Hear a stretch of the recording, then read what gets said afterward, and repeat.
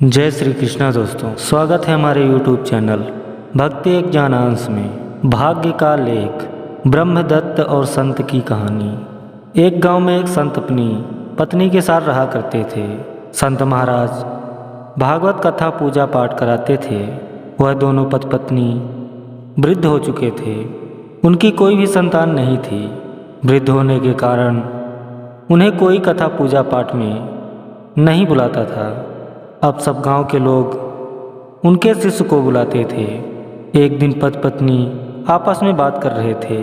अब गांव वाले आपके शिष्य को बुलाते हैं। आपके शिष्यों को तो सोचना चाहिए कि हमारे गुरु कितने गरीब हैं, उनके पास भोजन के लिए कितनी परेशानी होगी। संत महाराज बोले, ऐसी बात नहीं है। मेरे शिष्य जब भी मिलते हैं, बिना मेरे चरण छुए वह आगे नहीं बढ़ते।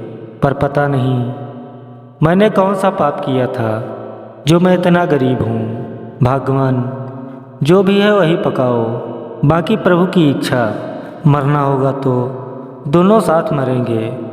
ऐसा कहकर दोनों ने खाना पकाकर खाया। दोनों को खाना खाए 2-3 दिन बीत चुके थे। उसी गांव के किनारे एक पीपल का पेड़ था, जिसमें एक ब्रह्मदत्त और भूत प्रेत रहा करते थे।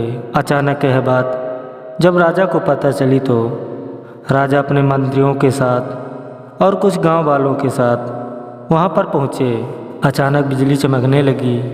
तभी कुछ भूत राजा के सामने आ गए और बोलने लगे कि बहुत दिन हो गए इंसानों का मांस नहीं खाया, आज जी भर के खाऊंगा और उनकी खोपड़ी को चबा चबा कर खाऊंगा। यह सुनकर राजा समेत सभी लोग वहाँ से भाग गए। दूसरे दिन राजा ने घोषणा करवाई, जो भी पीपल के पेड़ में लाल कपड़ा बांध आएगा उससे मैं 5 एकड़ जमीन दूंगा।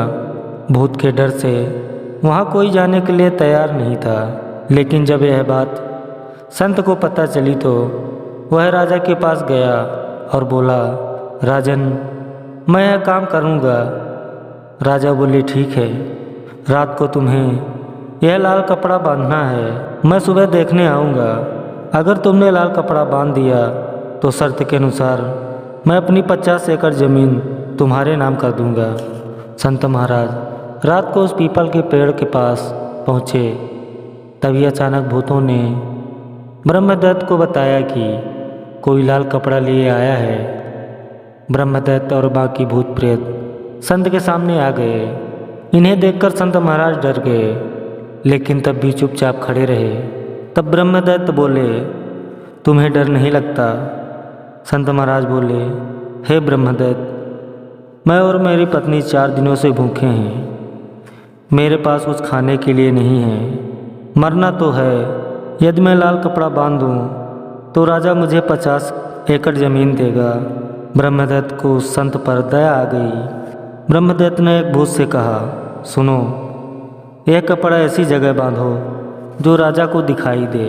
और संत महाराज को ब्रह्मदत्त बोले, अब तुम घर जाओ। राजा सुबह आया तो देखा लाल कपड़ा बांधा हुआ था। शर्त के अनुसार राजा ने संत महाराज को 50 एकड़ ज़मीन दे दी। अब संत महाराज उसमें फसल उगाया। फसल बहुत अच्छी हुई। जब फसल पक गई तब संत महाराज ने अपनी पत्नी से बोला, अब इसे काटेंगे कैसे? तभी संत को ब्रह्मदत्त की याद आई। वह ब्रह्मदत्त के पास गया।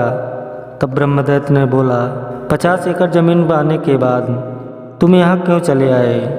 संत बोले, हे ब्रह्मदत्त, मैं उसी ज़मीन में फसल उगाई है, लेकिन हम दोनों बूढ़े हो चुके हैं। हम दोनों में फसल काटने की क्षमता नहीं है और हमारे पास इतने पैसे भी नहीं हैं कि मैं मजदूर लगाकर कटवा सकूं। ब्रह्मदत्त बोले, ठीक है, तुम घर जाकर 50 टोकरी और हंसिया रख देना, तुम्हारा काम हो जाएगा। ब्रह्मदत्त के कहने अनुसार संत ने वही किया और संत सो गया। संत की सारी फसल काटकर सारे भूत चले गए। संत सुबह जागा तो उसकी फसल कटी हुई थी और घर के सामने रखी थी। संत और उसकी पत्नी ने ब्रह्मदत्त का शुक्रिया किया और खुशी खुशी अपना जीवन यापन करने लगे। तो मित्रों, यह वीडियो से आपको क्या शिक्षा मिलती है, कमेंट में ज़रूर बताइएगा। अगर आप नए हैं तो वीडियो को लाइक एवं चैनल को सब्सक्राइब करना ना भूलें। जय श्री कृष्णा, राधे राधे।